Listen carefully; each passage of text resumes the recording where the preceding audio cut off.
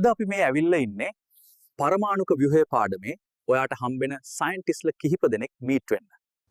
මේ ඉන්නේ John Dalton, golf බෝල ආකෘතියේ හිමිකරු. ස්ටෝනි තමයි විද්‍යුතයේ මූලික අංශු වලට ඉලෙක්ට්‍රෝන කියලා කිව්වේ.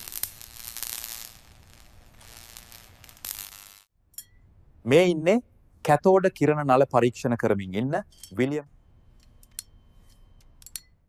කාලතරණය කියන්නේ අපේ සයන්ටිස්ට්ලාගේ වැදගත්ම සොයා ගැනීමක්.